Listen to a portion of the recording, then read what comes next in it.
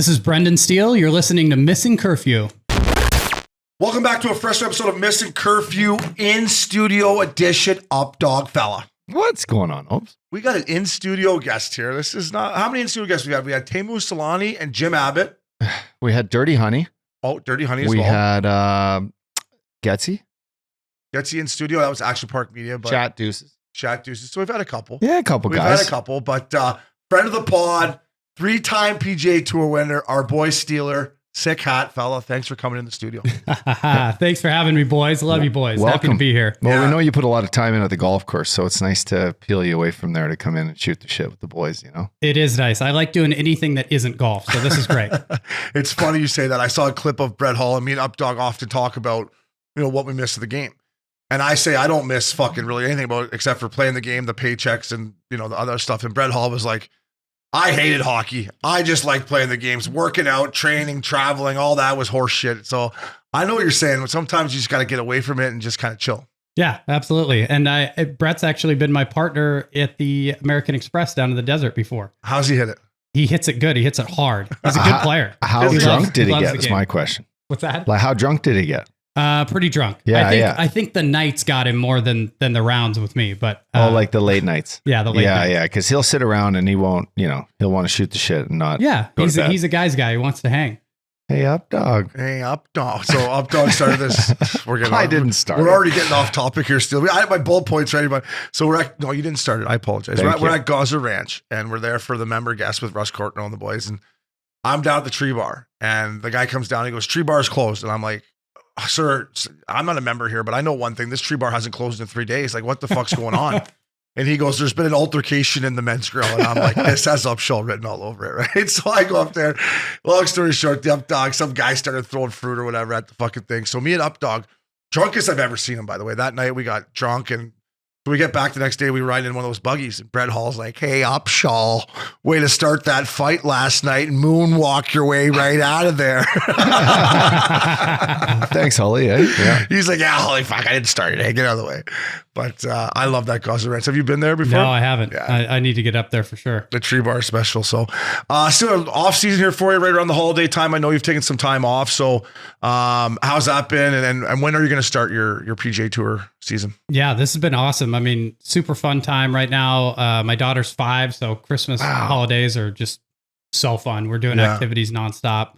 Have you seen Santa yet with her? Oh yeah. Did you do the Fashion Island Santa Santa everywhere? Yeah, so it's been a little crazy. I keep getting worried because we're seeing so many different Santas that I'm waiting for her to kind of go like, "Wait a second here. This is actually funny. Sorry, but hold your thought, because last night we went to Fashion Island for the big 80-foot tree with the Santa, and then it snows every half hour, and they play Mariah Carey, whatever, and all the fake snow is coming down on Izzy's face and it's in her eyes and she starts crying. And then I'm looking I got Beckham in the little stroller and it's all over his face and he starts crying. I'm like, what kind of Christmas is this? Everyone's fucking crying around. But it was hilarious. Just fake snow in Orange County. I'm like, this is. That Christmas tree is fucking massive. That's a big boy. I was there the other day too. It's massive. Massive. Yeah. So sorry to cut you off. Oh. Where were we? That's all right. Well, we got naked Santa here with the half chub there at the beginning. Yeah, I was asking when your first tournament's going to be, you think? When are you going to start your schedule? I'll leave January 9th, go to Sony over in Hawaii, and then come back and play Palm Desert. Yeah. After that, it's a little tricky for me. I love the West Coast, obviously, and I love all the Florida events, which come right after that. So I have to find a couple events to take off, which I think, unfortunately, is going to be Torrey Pines and Pebble Beach, but two that, are pretty good in their own right. But be out at Phoenix, where I saw you boys last year. Yeah. Think you're coming out again? We're coming out again with our boys. But real quick on starting in Hawaii, how nice is that? Is that just where you're like, all right?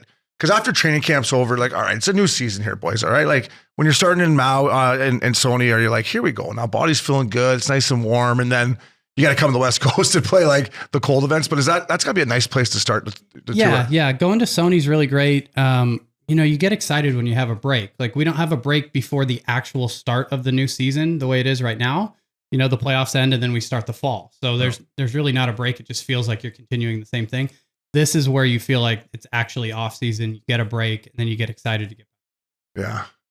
might have to come over and watch you and Sony. Maybe I'll get over there. You mentioned talking about like finding a couple breaks in the season or whatnot. What's changed from when you were like a young Brendan Steele and maybe wanting to play in every event to now like fine tuning like the travel to, I guess what makes you decide which events you need to play and which ones you take off? Yeah, I mean it's tough. Like my first year, I think I played 32 events, which is now that's insane. For reference, I kind of play like 23 to 25 now, and that's right where I like to sit. But I'm one of the older guys now, and I've got a family, and my body needs to recover, and just don't like being out there the way that I used to. So there's a lot of factors involved there, and I normally play well coming off of a break because I'm excited to practice, excited to get out there, and mentally feeling good and ready to go. Versus like, there's nothing worse for me than when I'm traveling a lot and my family's not there and I'm playing poorly. Then it's just like, oh man, what am I doing here? Like, life's too short to be doing this. We gotta get back to California. Yeah. And in hockey, that's like, I'm not playing back to backs. There's no chance. Yeah, I told Tom Rowe that in the minors. I said, I'm not 3-3s. I said, I'm not playing one fucking Sunday afternoon, and you can put it Sharpie right fucking now. You can call Dale Tallon. I ain't playing 3-3s. I was like 4 years old. I'm like, no chance of that happening. When I was younger, we loved it. I was like, fucking bring it on. But 10 years in the show, going back to the jungle, I'm like, I'm not playing 3-3. So I know what you're talking about there. What a good guy Dale Tallon is. Yeah. I mean, I have a love-hate relationship with Dale. I have a love-hate because Happy introduced me to Dale. Yeah, no, he's a great guy. He's a great guy. He's a great guy. Just he didn't give me my one way that I thought I went. But he's my type of guy. He loves to golf and he's not in the office very much. So he's perfect. Good guy to fucking hanger. Gave the Updogg a big ticket too, so he's okay by me. Yeah, it was Mike Santos actually. Shout out. And Keegan Bradley and I gave him a call about Shawn Thornton to get. That's right. Start Thordy's ball rolling. Wow. Back there. Yeah. And now look at Thordy. Thordy's like running the whole building now. He's like so Keegan and I like to take credit for that, clearly. You should. We're going to talk hockey. We got you to talk hockey, just a little bit more golf, but how do you, like 4 days in a row? Like I played, I get it, you're a pro, but still like 4 days in a row. That's got to be like, if you make the cut, you get the money, but you're still like, man, I got 2 more days of this shit. I'm sitting 35th. Or how do you motivate yourself to, it's just part of the gig, I guess. Yeah, when you're making the cut, you feel okay. Yeah. The thing is, it's really hard to play 4 good days in a row. Totally. That's the thing is, even like when I've won tournaments, like I've had one kind of slow day where it's like, things didn't quite work today. I got off to a bad start. I hung in there, just hanging around. And because you kind of think like, when a guy wins, he plays 4 great rounds, but it's really not the case. It's really hard to do that. And a lot of the time, I mean, I'm probably only going to have 5 weeks of the year where like, physically, my game feels good. Mentally, I feel like I'm in a good spot.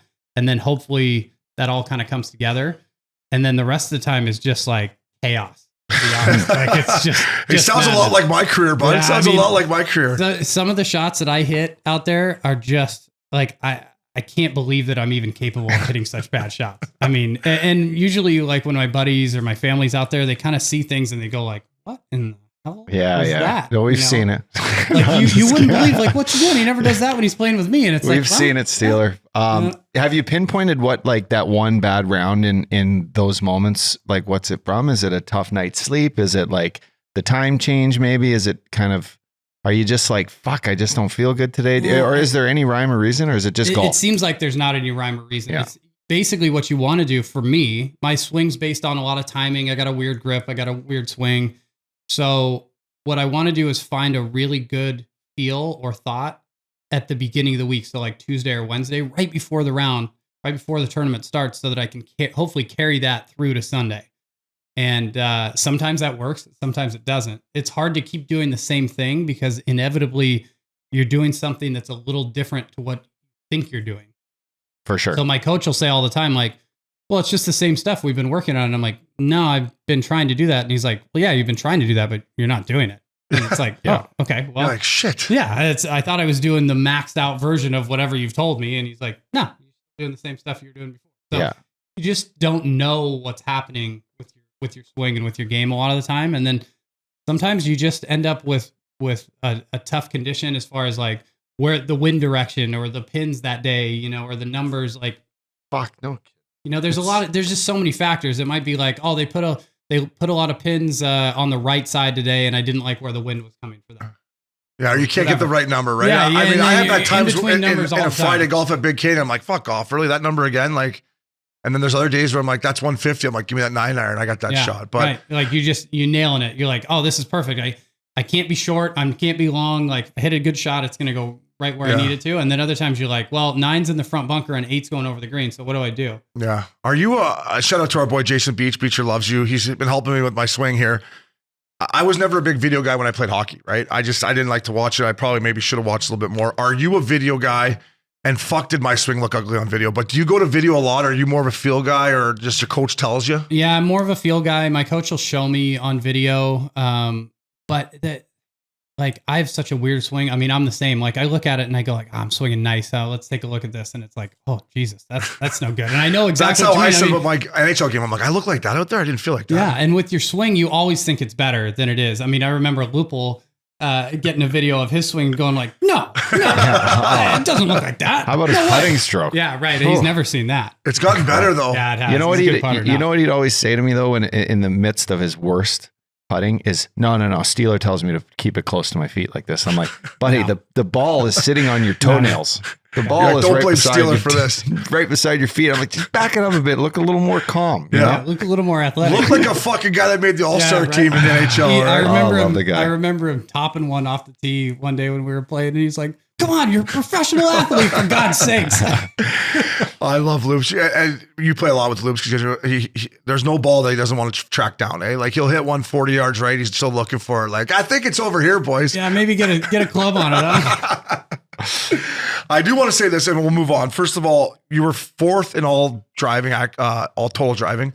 Last time I played with you, this guy's bombing it, but you are absolutely bombing it. That's got to be a nice, all the stuff you just talked about, right? We go through like the NHL, there's long seasons and stuff like that, but to know you have that weapon in your bag that, hey, worst case scenario, I'm going to go out here and bomb it past these guys. That's gotta, I mean, you got to kind of show up and be like, all right, here we go. Yeah. So I think you're talking about is the stat is strokes gained off the tee. So it's kind of a combination of, it's basically like total driving, but it's a combination of how long you hit it and where it ends up and whatever. It's way above my pay grade as far as how they calculate it. But yeah, if you're up there with guys like Rory and John Rahm and Will Zalatoris and like guys who are top players in the world and are known for driving it really well, that's always a good thing. And I've always leaned on that. That's been kind of the best part of my game for a long time now. But as I'm getting older, that's even more important because getting to like, I'm going to be 40 this year and there's not that many guys who are 40 out there playing. And usually that's crazy now, right? Usually as they get to that age, they start to slow down. So I'm constantly trying to keep my speed up without getting hurt too, which is, it's a tough balance. You know, you want to hit it hard and keep that speed going without getting hurt and somehow keep it in play too. So it's a delicate balance, but I've been able to do it pretty well. If my driver doesn't go to where it should, I'm a mediocre golfer at best. It's like if I don't drive it, then I'm like, don't even talk to me. Don't even talk to me about drivers. All right. Your driver's a weapon. I know it is, but if it's not on, I'm like shooting 88. 85. Yeah, that's true. But that doesn't happen for and this kid. Losing a ton of money because I'm a scratch now and it's fucking not perfect. Well, that's your fucking short. I'm like a point. That's your short game. I'm plus 04 now. Your short game. If you want me to be honest with you, your short game's not good enough. I know it stinks. Scratch. That's why if I don't drive it and put it on the green, I'm like a 9 handicap. No, you're definitely not a 9 handicap. But Steeler Waste Management, our sponsors here at DraftKings. You were unbelievable last year coming over and sitting down with us. We're going to be there again with DraftKings. We got a busy couple weeks, but you'll be there and just great event. You were talking earlier about how everyone's going to be playing in it. Yeah, it's what they're calling elevated event now. So basically all the top players on tour have to play it. They really don't have a choice. I think there's 12 events and you're allowed to skip one. Wow. So, there might be a couple guys that skip that one. It might just be too much chaos for them. But in general, you're going to it always gets a great field. There's always top dogs there and stuff, but this year, it's going to be the guys who always passed on it. They are going to show up. And then obviously the Super Bowl's there. I don't know if it can get any crazier than it's been the last few years, but if it can, this is going to be the year. So the hole-in-ones last year were just bonkers, right? Bonkers. And then, we left on, we left on Friday, right? No, I left on Saturday. Yeah. Yeah. Anyway, as the weekend goes on, it's only crazier. It's Super Bowl there this year. You said, I think they're doing concerts at the 16th hole the weekend before. It's going to be a 2-week bender. We're going to come East Coast to West Coast. I can't wait to see how. Well, it's going to be okay. Listen, because we're leaving Fort Lauderdale on Sunday. So I'll fly back Sunday, recover it up. Ivy Monday, Tuesday, get my swims and walk in, pickleball. I'll be ready to go. If I made it last year, I can make it this year because last year almost killed me. Ivy, swims, pickleball. That's the key. Walks. Okay. And there's a couple other things I can't say on the air here, Steely boy, but there's a couple other things that get you going too. Okay, good. I'm going to need that itinerary kind of listed out for me, please. Yeah. Okay, Steely, let's talk hockey, fella. That's what we brought you here for first and foremost, but obviously we're big fans of your golf game, sports betting. We used to have a group text going, me, you, and Big E. You got me on starting goaltenders. I played 10 years in the NHL, and I never thought about starting goaltenders, and now I check them religiously. That was a nice little tidbit you gave me, so thank you. But that's something you look into as a starting goaltender? Yeah, I mean, look, let me preface this. I'm a terrible gambler. We all are. But I love hockey, so I love digging in. And obviously, anything can happen on game, 31 of the season where it's just kind of chaos, but you don't know if they had the rookie party last night or whatever. You guys may get a little insight into those things, but yeah, I mean, starting goaltenders for me, I certainly don't want to be leaning on thinking I'm getting Shesterkin and I'm getting Halak, even though he's good. Halak's still good. So the drop off isn't as big there. This year. And honestly, Shesterkin has hurt me a lot this year too. The Rangers have hurt me. The whole team's hurt me. So I understand that, but it just in general, you want to know. And sometimes, like I was saying, there's like the backup goalie will be hurt, and they're pulling up somebody and from the jungle. Yeah, that you don't know if they're any good or not, and so then that's the time to kind of roll the dice on those guys too. Yeah, and maybe then to look at the over, the first period over, or whatever. But I'm certainly not the guy you should be taking advice from. Well, I did. I did. So because I would never look at the starting goaltenders, and I would get sizzled for that exact reason. I'm talking last year. Now maybe at least just don't take my picks. You can take my theory. Listen, take my advice, but don't take my picks. Yeah, Big E, our boy. I'm like, you want no part of me this year, buddy. Last year, I thought I had a pretty good feel for the league. I probably was up. I kind of wasted in the final because I went into Game 5 and put everything on the Avs, and they ended up losing that game, but. I have no feel for the league this year. Like I'm getting roasted. The games are insane. And I tell him all the time, I'm like, fuck. It's tough to bet on the outcomes of the games or the overs and unders. It is fun to ride hot players, to ride shots on goal. So with DraftKings, like the little angles with the parlays and like, knowing that this, for example, Tage Thompson's going to shoot the puck from the half wall every time he gets it. And he's going to, he's been putting the puck in the net every night. Or McDavid's starting to shoot the puck more. So if his over-under's 3.5 shots, 80% of the time he's probably shooting it that much, right? Yeah. It's like, do you do the player props? Yeah, I do some player props. I'm usually not great at them, but the other thing that's good, I know what the guys who are actually good at it do as far as the player props is they'll check the lines and they'll see when a guy is like moved up to the first power play unit or moved up to the first line. So there may be like. With the Kings, like Kaliev has been moved up and he's been shooting a lot. He's got a great shot. He's got a great shot. Probably best shot on the team, but they've been moving him up into the power play unit, moving him up on the first line. And so he's just getting more opportunity. So in that case, that's a time to take a look at his shots on goal and stuff too, or even a goal prop. Yeah, Matty Tkachuk, if you're looking for shots on goal, Matty Tkachuk's been hitting a lot of overs. He gets like 5 or 6 shots a night, Matty. He's putting pucks on the net all the time. And that makes sense because they're playing fast. And they're coming. They're starting to look better. I mean, we talked about Florida, and I was like, it's going to take some time when you bring in a guy that just signed a big ticket. And you lost a couple guys, and Ekblad got hurt. But I'm telling you, they're starting to come. They're starting to come, and will be a tougher out in the playoffs, in my opinion. Yeah, that makes sense. I mean, obviously, I expected them to be very good this year. I didn't know if it was going to take a long time or not. Yeah. That's above my skill set to understand that, but it makes sense that they're starting to put it together now. Yeah, I picked them to win the Atlantic. I didn't know the Boston Bruins were going to win every game at home. Or the New Jersey Devils are going to. The Devils are insane. They're playing so well. Those are two teams you had kind of underneath trying to sneak in, and then now they're like, good luck catching up. What are you guys seeing with the Devils as far as like what's making them so good this year so far? You know what? It's a great question. First of all, their goaltending has been better than anticipated. And Ken Danico actually said this to me at the start of the year because I called them out for being undersized up front, and they still are. But their D is big. Their D is big and long with Hamilton and Marino they got from Pittsburgh and Smith, Severson. So they have some good size on the back end. Dougie Hamilton's earning his contract, and they can fly. And you got to give Lindy credit rough. But I would say their goaltending has been better than expected. That's why they went on.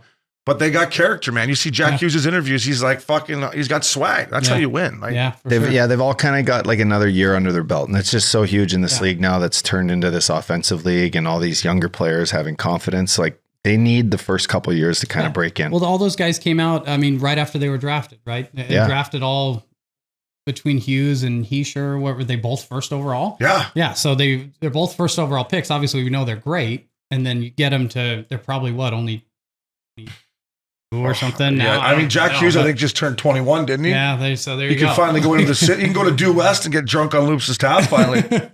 And we're 35 games into the season. We're going to see if like the way they're built will last 82 games and into the playoffs, or if their leadership or like if this youth that they have is just they're vibing and they're running with like everyone doubted them. Yeah. Now they're playing like this, but like going to be interesting to see if they keep it going, right? We think Florida's going to turn it around.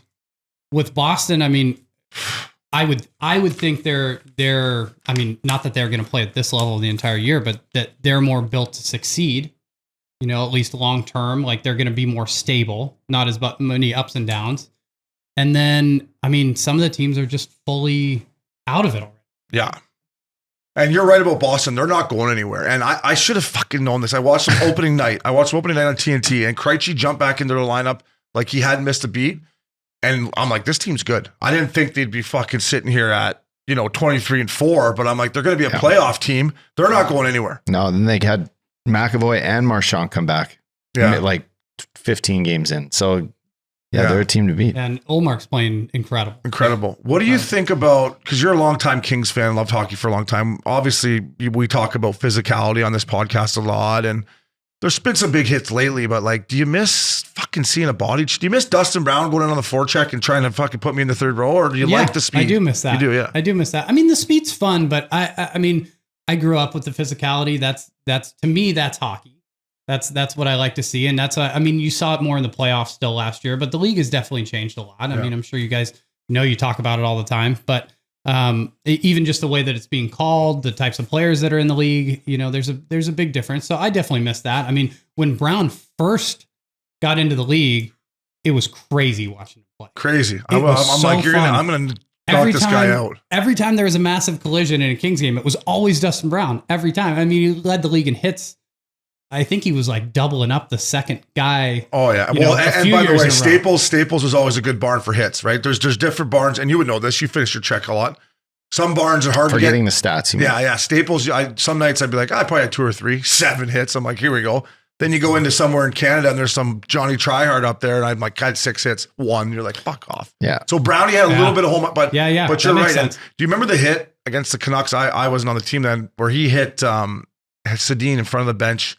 That changed the whole series. Yeah, it was 1 versus 8 that you're the one that cup. Yep. He hit him, and the whole series they swept him. Yeah, like he had that impact. He was a beast. Yeah, and that's the stuff that I do miss, because it definitely. I mean, you guys can speak to it better than I can, but just watching it changes all the momentum. Those big hits and can change a series or just the game in the regular season. Wakes the boys up on either side. It can, but I mean, I'm sure you guys have tons of stories about. I took this guy down, and next time it was watching this guy in playoffs. I was done. I was playing in Europe, but I would come home and watching this guy in the 4th line role in playoffs. I'm like, Loops, this is must-watch TV here. Updogg is going kamikaze style and trying to kill people. I'm like, it was one of my favorite playoff guys to watch. I love it. You guys would be at Coachella, and I'm like, fuck, I wish I was there. We were wishing we were playing for the Cup. I know you're watching. I'm going to do something crazy out here tonight. Was your first taste of hockey, Steele, at LA Forum? Was it? Great Western Forum. Great Western Forum. I would go to 1 game a year. So living in Idlewild up in the mountains, so 2 hours from the Forum, big trek, and ball travels fucking far up there. Ball would travel far up there if there was a golf course. Yeah. Idlewild. But I used to get to 1 game a year when I was a kid. My mom and dad would take me in, and it was like the biggest. It was always around my birthday at the beginning of April, so right at the end of the season. And usually that was the end of the season for the Kings in those days. In the late 80s, early 90s, before Gretzky got there at least.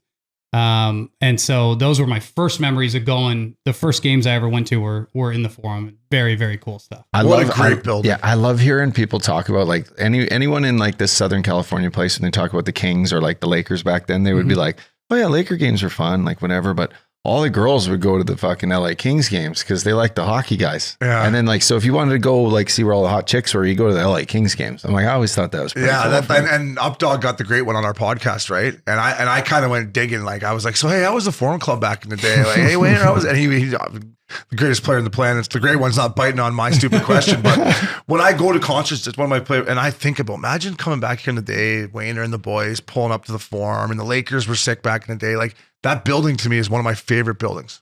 Yeah, it's very cool. I mean, I've been back for a couple concerts recently, and I mean, now it's great for shows and stuff too. But a lot of good memories there from the Kings games when I was really young.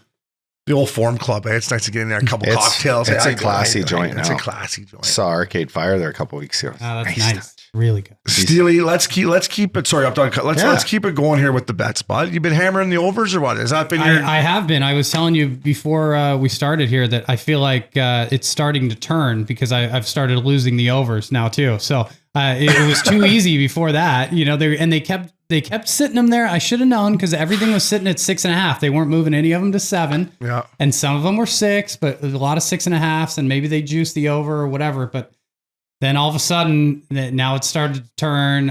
I lost a couple last night. I lost a couple the night before. You know, seems like a little more sanity in the scoring a little bit. Although I lost the one last night with the Kings when it was 6-0, and there were 6. Did you have six in the third? Did you have the Buffalo. under? Was it 6 in the third? No, Yes. I had the over. Oh, I had you had the over. 6.5. 6 in the third. They scored 6 in the third. It was 0-0 going to the third. Yeah.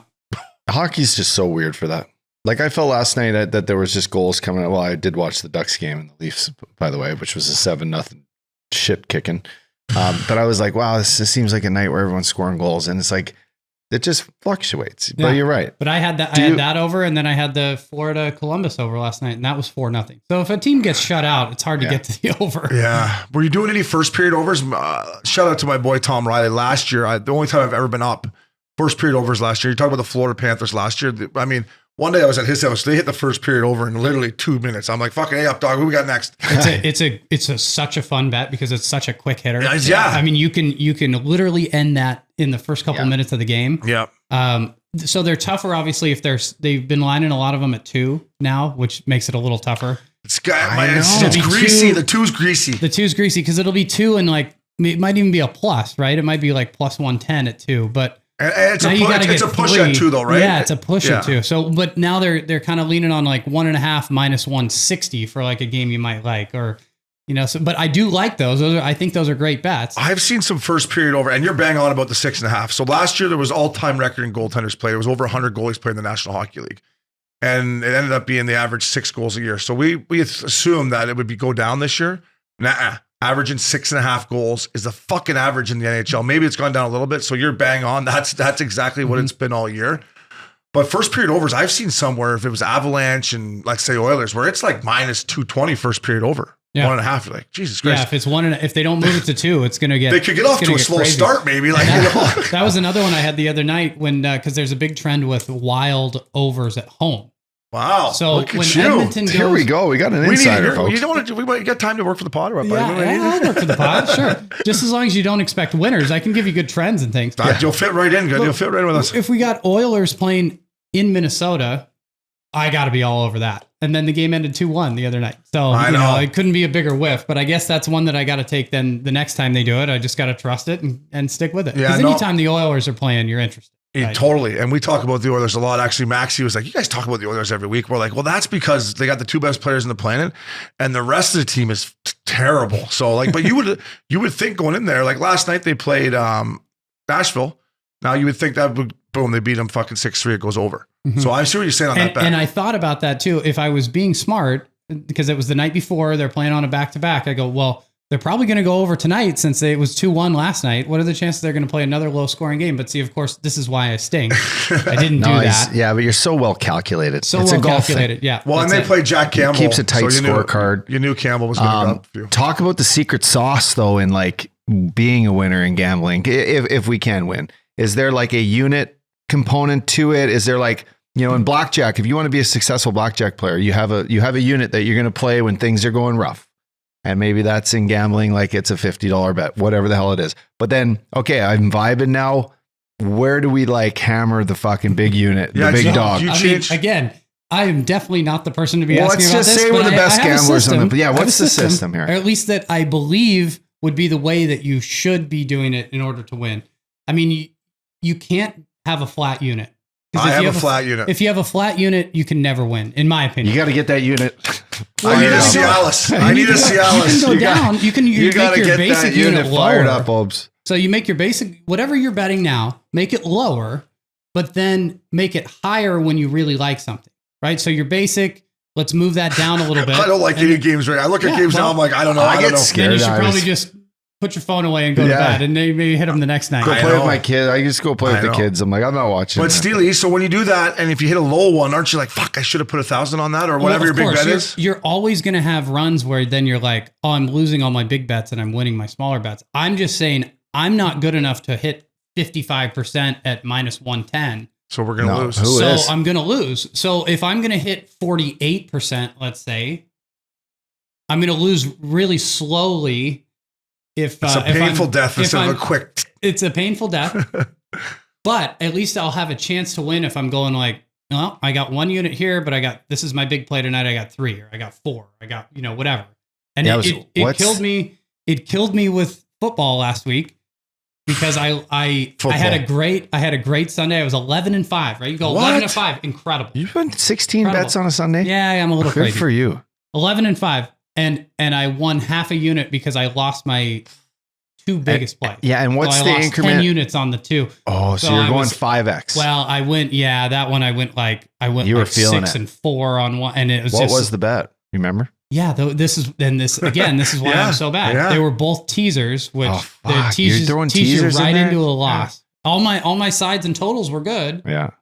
Anyway. No, this is great. What was the game? Did you remember the tease? Oh yeah, of course. It was you always remember the loss. Yeah, it was a super square teaser. It was a 10-point teaser with 10 point, 3 Cowboys. Yeah. Cowboys. Oh. Yeah. They laid an egg. Yeah. They laid an egg. So it was Cowboys down to 6.5. They won by 4, whatever. So then it was over in the first game. Then it was Kansas City and then Kansas City to this week. So 2 Kansas City bets. It was as square as it could possibly be, but I figured the square on the tees is okay.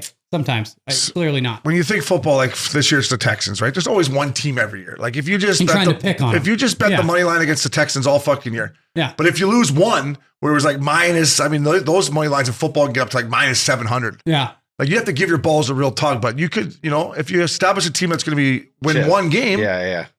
I don't have the balls to do it, but I'm just saying if anyone out there does. There's some big system with baseball where when you have, and I won't get the parameters exactly right, but it basically turns out to be like the Yankees or the Dodgers for the most part, like teams that are going to win 100 games. It's so funny you said that. We used to do this, right? If you go the first game of the series, you whack it on the money line. If they win, you're done for the series. That's what we did. And if you lose, you double it up. And then, but the problem is they're minus 250 or whatever each game. So then it's really dicey. You got to be ready to. I got a story about this. Yeah. We're at Lup's charity golf tournament in Edmonton, and this is the year where he just put me on a par 3. And we're doing this system with the A's, with the Yankees and A's. They lose the first game, we double it. They lose the second game, we double it. They lose it. There's a 4-game set. So now I'm sitting on this tee box trying to like shake hands and take pictures, and I'm like, "What's the score of that fucking Yankees A's game?"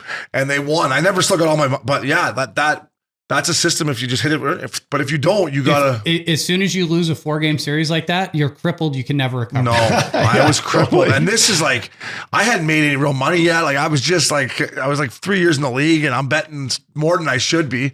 And I just remember that. But for the most part, I think it works. Well, and it gets to be more than it should be if you're laying minus 200, minus 250, whatever, and then you're doubling it. It starts to get way out of control. Yeah, and I said this.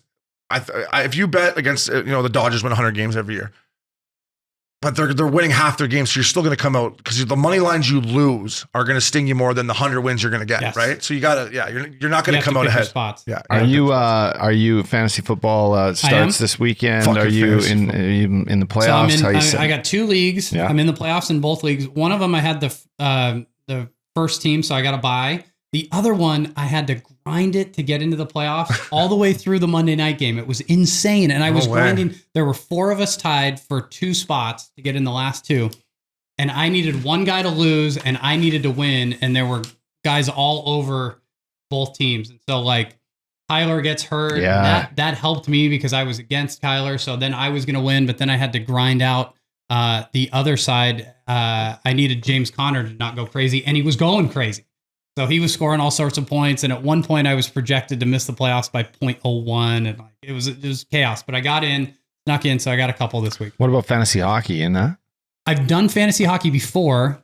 I didn't have guys to do it with. I had about 6 guys that I did it with, tour players, and I whacked them so bad that nobody ever wanted to do it again. You brought your little inner fucking hockey guy to it. Yeah. Your inner authority, inner fucking up. Well, and the thing with fantasy hockey, where it's different too, is I was managing the shit out of it, right? Because I'm going to pick this guy up because he's got 3 games this week, and the other guys, and so you just like adjusting that stuff. And all the other guys are going, what do you mean? I'm used to just setting my lineup on Sunday morning and being done. Yeah. So. Well, even fantasy football though, you got to like, I missed the playoffs for the second straight year. I'm aggressive GM, but injuries, man. Every year when your fantasy team gets banged up, you're like, I have no fucking chance. I got 4 guys off waivers. Yeah, I'm like, your first couple picks get hurt, you're done. Right. I traded for 2 wide receivers. They got hurt right when I traded for them, and I'm like, I'm fucked now. I'm fucked. One of my buddies has a crazy league where each team plays each other every week, as far as like, and then you pay out. I think at one point it was him and 3 other guys that are on the team, and at one point they're down 55. Wow, playing fantasy football. League. Yeah. Crazy, so you're basically playing, like, if there's 8 teams, you're playing 7 teams every week. Yeah. And so if your team lays an egg, you go 0-7 for the week. So you might lose $7,000 or whatever. If you're playing 1,000, it was just like he's like, you want to buy in on this? And I'm like, no, I do not. I'm not interested. I might want some action. You're like, I'm my number, Scotty at MissinCurfew.com. Yeah, no, Mackenzie Hughes, good colleague of yours. Oh, that was a great tweet. Tweeted out yesterday. He's like, at this time, I love the game, but I got to step away from the game. It's been too hard on my family, and so I'm going to retire from fantasy football. And I was like, I fucking hear you, fella. I was reading it going, what in the fuck? I know, he got me too. Yeah. My wife used to hate fantasy football more than anything, and then now she hates just my everyday gambling more than fantasy. She's like, I don't even hear about fantasy football anymore. You're just gambling on everything all the time. Told you this fantasy stuff wasn't so bad. Now you got me into this. Exactly. No, I say my ex would be like, are you gambling again on the game? Yeah, it's part of their job. Just I read a little bit here or there, and then she caught on as the more relationship went on. She's like, you don't have a lot. You don't have a problem, do you, Shane? I'm like, no, I don't think so. It's only a problem if you lose. Last year I was winning too, so I was like, no, we got this is a lock. Don't worry, this is a lock. So no such thing. Yeah, let's talk some LA Kings, buddy. I love talking hockey with you. Right now, your Kings are sitting 3rd in the Pacific Division. I love what they did last year. I love Todd McClellan, them getting the playoffs, taking the Oilers to 7. And if they wouldn't have switched McDavid and put Draisaitl together, the Kings may have got by them. But what have you thought about the Kings so far this year? It's a different kind of team. Yeah, very different. I mean, it's a far cry from the Cup teams where it was just fully lock it down, when they were playing you boys and just being like, we're going to grind you hard, big body, physical, we'll try to win a 2-1 game. That's obviously that's not the way the league's going anyway, but the Kings were, I don't know if they were kind of the last to adopt the more modern game or what, but they've certainly added pieces that are more skillful. They obviously, Rob Blake, I think, has done a great job, gotten a bunch of pieces, bunch of picks, drafted well. So I think the trend arrow is certainly going up. It's weird to watch it now because you feel like they need to score 5 or 6 goals in a game. So it's a little strange, and they have been scoring a lot this year, which is nice. And that's, for a long time, it was like, if they got down 2 goals, I don't know if they can come back. Now it's like everything's up for grabs, but they're not going to be able to really lock it down either. So maybe they need, I don't know. They need what do you think of the Fiala deal? I really like that. 7-year, 55 bananas. I mean, like the deal, to take some of his money on the golf course. Yeah, the deal is crazy. But anytime you get a chance to add a piece like that, I think you got to do it. And they were certainly lacking that. There had been a long time since a Gabber came in. Yeah, since anybody had come in, and since they've been drafted or traded for a guy that was like super fast, skilled. Yeah, just a major difference maker. And when like last year, the best line was really the second line, with Deneau and Arvidsson. Then so you got to put somebody up there with Kopitar to give him, that extra pop, I think. Yeah, no, and everything you said about Blakey, I would agree 100%. They are farther ahead sitting here today than I thought they were going to be 3 years ago when we talked or whatever, or when I started getting in this business. I think they've lost their blueprint though. Like to me, Todd McClellan came in there and said, we're going to check You know, the best game I've seen the Kings play this year is they went into Edmonton and won a 2-1 game where Edler stood up and Need McDavid and the Oilers did nothing. And they grind them down. Doughty was chirping the bench. Quickie was kicking. I'm like, that's the team that's going to get back in the playoffs. Yeah. You go out and get Fiala. You know, to me, Steeler, their back end's not good enough right now, right? Yeah, like to me, I look at this team right here and I'm like, that D to me, I think they've lost their structure of, hey boys, we got 2 shutdown centermen. We don't need to score 6 fucking goals. Yeah, it's fun. Yeah. But to me, that when I watch them play, I don't think they can run and gun like they're doing. Yeah. They might have the best shutdown center in the league. They got 2 of them, and Kopitar and that French guy I hate. I think he's been incredible. He's been incredible. He's the best there is. So Blake last year getting to know and getting Arvidsson. Arvidsson was a great pickup. They both did incredible last year, way above what I would have expected. Definitely the back end needs a little help. I love Dursey. I think Dursey's fantastic. I love his game. He's a kid I would have went right up to and punched in the face as hard as I could have with my glove on. I can see that. Yeah, but I love his game. If you were playing alongside Dursey, see that's the balance that I've always loved. Let's put the puck moving defenseman and then let's put the tough checking defenseman and let's put them together. The guy who's always going to be in position and the guy that can make a play. I would just go D to D to him all night. Say go skate, kid, skate because he can fly. That's it. Because I mean, I love that part of it, and to have a guy that can skate like that is fantastic. And to put him with Doughty. They don't play together, but to have that is great. But then I don't think there's a balance there as far as what they need. Yeah. Like the 9-8 game against the Kraken, right? My boy Cooley's tweeting the best game ever. I'm sitting there like texting this guy going, this is fucking embarrassing. Like, what do you think as a long time guy that knows the game, knows the Kings? You don't want to see a 9-8 game, do you? No, I don't want to see it. I mean, maybe that's, I'm the old guy, get off my lawn type thing. I don't need 2-1 either, but I mean, that was insane. I mean, I think the game is best when it's like 4-3. That's when I think the most exciting game. There's scoring. There's always exciting chances and plays and whatever, but it doesn't need to get out of control like that. It was a weird game. It was fun to see once. Yeah. But because I think I turned it on and it was 5-4 maybe or something. And then it was just, I was watching going back and forth and it's like, it's going in on both sides. Nobody could make a save. Nobody was in position. Nobody's making a check. It's just this is crazy. It's like an NFL game being 77 to, 50. Oh. It's like, come on guys. There is defense also to being a professional. At least slow them down a little. Yeah. In football aspect, like, remember the game with Mahomes and was it the Rams back when on the Monday Night Football where they just went back and forth? I think it was probably 2 years ago. Yeah. So Stafford and the Rams versus Mahomes, and they just went, and it was great, but I was like, I wouldn't mind a stop right now. Yeah. I wouldn't mind a nice defensive play where you knock it down. It's worse though. Like 9-8 is like it's insane. Huge scoring football game.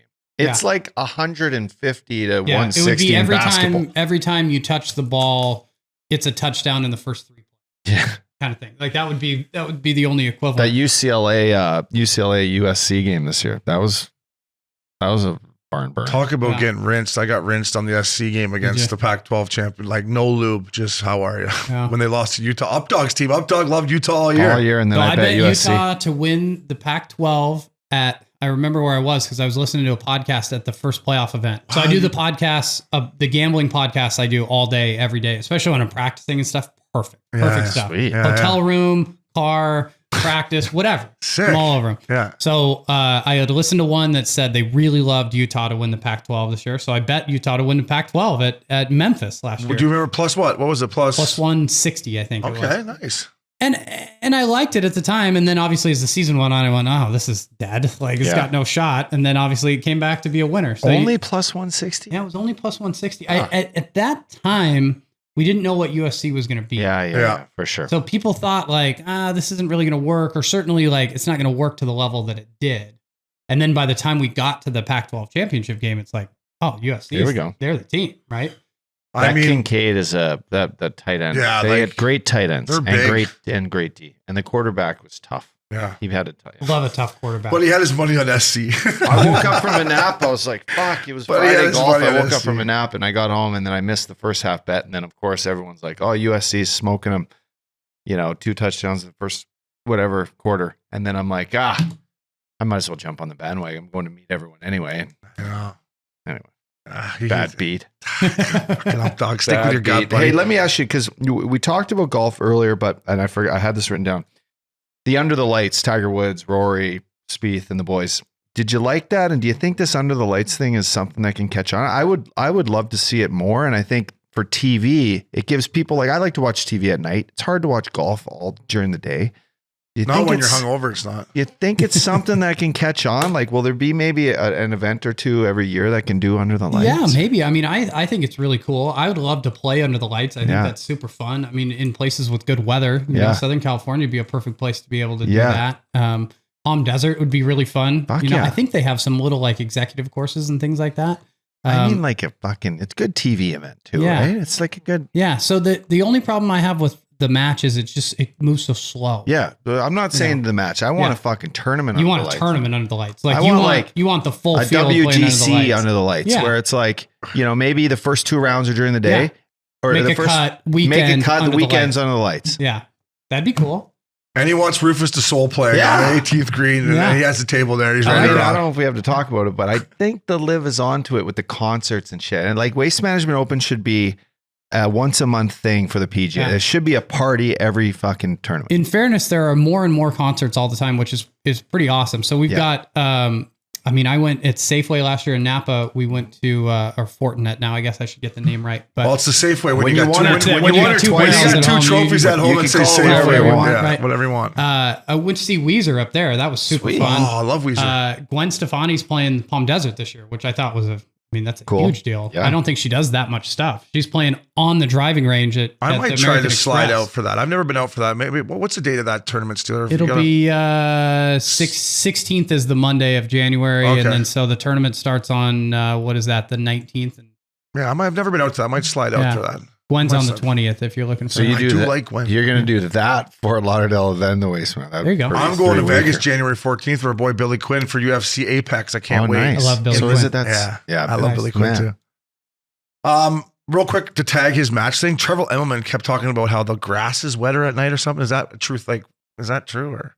I mean, it probably depends on the climate, but if the ball wouldn't spin as much, maybe, or I was like, Trevor. I think we can get over that. Everybody's playing the same time. Yeah, I'm like, hey, Trevor, we like it a little wet, eh? But you never play what she's doing in the morning, Trevor? Yeah, exactly. I mean, hey, we don't mind her wet there, Trevor. Yeah, come on, bud. What kind of game you playing there, Trevor? Hey, Steely, back to the Kings here, fella. I want to talk about their goaltending situation. Cal Peterson got put on waivers. A kid that I got to know a little bit, and I was kind of rooting for, and just hasn't found his game, but Quickie here, they're putting a lot of pressure on him. His jersey's gonna be in the rafters at Crypto, but is that a concern as a Kings fan, the goaltending? Yeah, for sure. Obviously the hope was always that Cal would be the guy to take over for Quick. And he had the pedigree, or at least that's the way it was explained to me, that he could be incredible. So I was always hoping that as Quick decided that his career was winding down, that Peterson would take more of the load away from him. Now, what I think is interesting to what happened here is Quick played incredible last season. Yeah. He had a resurgent year, played awesome, whether that was based on injuries or whether he's healthier last year, whatever happened, he played incredible. And so I think the expectation was maintain that level. And I don't know if that's realistic or not at this point. But they certainly don't have anybody coming up to do that 1A, 1B type thing, or to start taking some of the load off of him. So I don't know what the deal is, but it's definitely with that D, and then to have that kind of goaltending, it makes it tough. You look at the best teams, most of them are doing kind of a 1A, 1B, or they just have an absolute stud. Like Vasilevsky. Yeah, they're going to roll him out there 55, 60 times, right? And just... and that's the thing last year coming down the stretch. Daryl Evans, the guy that wears nice bow ties for you, he comes on our Cooley show a lot on SiriusXM, and it was actually Jim Fox who I was talking to, and I was like, it's Quickie's net from here on in, right? He's like, absolutely, it's Quickie's net. And then talking this year with Daryl Evans, I just said, Quickie can still be there if you need him, but you need Cal to take a little. You can't run Quickie out there 55 times this year and expect him to be able to get you through 4 rounds of playoffs at the end of the day, right? So it's unfortunate for the Kings is what I'm saying, because Cal Peterson, they invested in him, and it sucks they have to go all the way. I think it's a good job by Blakey setting him all the way down and starting over, right? You got to start over, but it's just something I think is going to hurt the Kings moving forward. But yeah, definitely. So that's scary. I mean, it definitely hurts their playoff chances this year. And the hope was after going 7 with Edmonton last year, that they would have all the guys that were young, that had never been to the playoffs before, would get that taste and get that feel for it and improve. And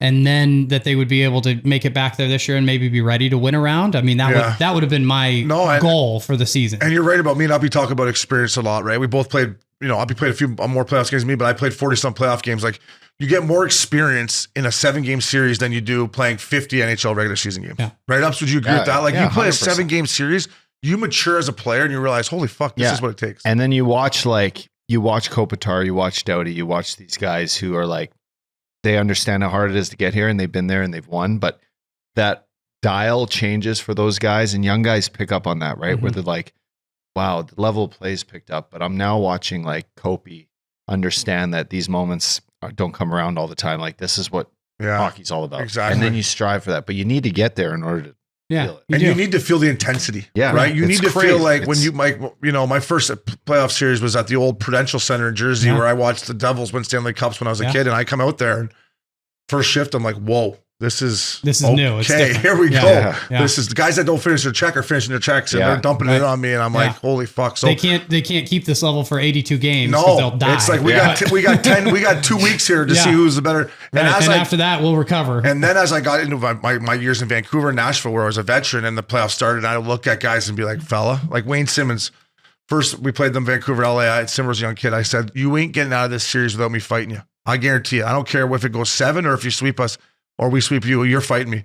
And sure enough, game 6, we're up like 8-1. He's like, all right, let's go. And I was gassed. I talked up, you never fight at the end of a shift when you're gassed. And Simmer asked me to go. I'm like, all right, I got to go because I called this kid out. But Uppy, you know as well as anyone, you're a great playoff player. When you look across the ice in game 1, you're like, you got me for every other night for 2 weeks, buddy. Bring it. It's just completely different. And I'm with you. The experience they got in that, and that's why Steele, like, I think they bring in Fiala and now Fiala's with Kopitar, and they forgot what got him there. Yeah, but you even said this too. They had a good, like we're talking about the Blues, right? They had a good run. They won a cup. Like, it's in the Hawks. Yeah. The Hawks in LA is perfect. Like, where they're like, fuck. I mean, through our career, that and that playoff series, it's funny. We beat them in 6, and we're sitting on the back of the bus heading to the airport, and we said that team's coming. Like, Luongo's like, that quick is going to be unbelievable, and it was Will and Mitchell, like, that team is coming, and the rest is history. Right? Yeah. 2 cups and. We got them when that was their first playoff experience. Yep. They got a taste of her. Yep. I still let Richie and Stoley know who got him. And they say, won that series, Stoley. Maybe he goes 2 cups Obs. I say, oh yeah, sorry. That's right. Sorry. Steely, we have a segment on this Guy Fucks podcast. And the guy that we've talked about a long time is Adrien Kempe. There was 2 guys when I went back down to the jungle, Draisaitl and Kempe, where I was on a face-off and I said, hey, you guys are in the wrong fucking league. Draisaitl went up the next week, and we know what happened. Kempe took a little bit longer, but man, he's found his game, right? Like, when I watch the Kings play, the way he carries the puck, I mean, he's big part of that squad. Yeah, he's incredible. And obviously it took a little bit of time with him. I think we've talked about this off the air before, as far as, when he was first coming up, we were expecting him to score a lot. And I was hoping this is the new guy that's going to put the puck in the net and whatever. And it did take a while. And then I kind of looked back at his career, and he hadn't done that at any level. He hadn't scored a ton. Mm-hmm. And then as of last year, all of a sudden, he's incredible. I mean, the speed, the shot, like, he had 30 whatever goals last year. I mean, that was such a leap for him, such a move forward that, and exactly what we needed at the right time. Yeah. And we would talk about it when I would see him play golf. And for me, it was his compete and consistency, right? Like, some nights I'd turn on a Kings game and I'd be like, this guy's the best player on the ice. Then I'd watch him for 2 weeks. I'm like, this guy's not even trying. So to me, it was like, and it takes guys longer than other guys, but he's found that consistency and night in and night out. And Todd McClellan and that Blakey, they can lean on him now. And he's fun to watch. For me, when I tune in, I'm watching number 9. I like watching him. Yeah, he's a young Kopi. Sweet. Kopi was the same way. Yeah. Although Kopi matured and won cups early, but same style, and he's got swagger. Wants the puck. Good hair. Goes no bucket. Good style. Kind of looks like Modano out there. I was just going to say his jersey flaps. It flaps. Got if he wore that old school tack, he'd be looking like Mikey Mo out there. He's got to work on his tan a bit, eh?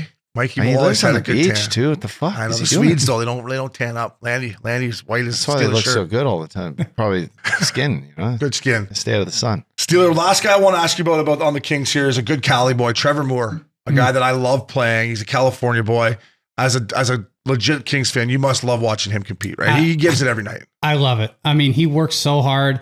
He's really been way more than I ever thought he could be. No pun intended there. Yeah. But he plays hard. He's getting goals, getting points, making stuff happen out there. I mean, that's the kind of spark plug that's really fun to have on the team that I really enjoy. And so, I mean, I think he's been way better than advertised. And that was a deal that Blake made from Vancouver, right? Well, he got him from Toronto. He traded. From Toronto. That's right. Who the fuck did they trade? Was that part of the Muzzin deal? Yes, it was. Yeah. That's exactly right. They got Dursey, not a baby. They got Shawn Dursey, who we talked about earlier. Yeah. Trevor Moore, and I think they might have slid a first-round pick out of fucking Kyle Dubas there. Too. Yeah. And I love Muzzin. You talk about the glory days where they won those cups. The second one, Muzzin was a big part of it. I love his game. Huge part. I loved how he played. And there's a guy that was always in position, strong on the puck, finishes check, contributes some goals. Yeah. Played golf with him a couple times. He's a good player. How is he a good stick? Yeah. He's just super good, dude. What's his handicap? Can he take me down? Who do you want in the clutch? Me or Muzzin? Come on, bud. Steely. Come on, Steely. If you keep hitting that fade, you're going to be good, man. Yeah. I haven't seen the new fade, so maybe you could get him. But I definitely have to lean to Muzz there. Sorry. Fuck, that's all right. Shady Canyon. I can't play Shady Canyon. I like Big Canyon. Bushes are too high right off the tee. Just, I don't know. It's just. You got to get that launch up. I like when I get to big. I like a Shady when I get to 11. I can hit 7-1 on 11. I can hit, no, 12. 12. I can hit 7-1 on 12. I can hit 11. No, I can hit 7-1 on 13. 12, 13, yeah. The par 4, the par 3's hard up the hill, but then I got the one down the hill, 16. I can kind of scrape it around there. And then 18, I usually blow a bomber left, and I'm out of the hole. Yeah. And I'm cheering on the boys. That's it. How about my hole-in-one on 17 with the boys? Oh, Steele. So that's the most epic celebration that I've ever been a part of on the golf course. I didn't like it because it closed out the match. 188 7-iron. I mean, seven I couldn't iron. have hit he drew it it into a back left pin. So Oppie being a lefty, he's drawn it in kind of over the canyon there. Yeah, landed. It was a pure shot. It was pure shot. For landed, a closeout, rolled out, and then full yard sale. Oh, it was shit chaos. Flying everywhere.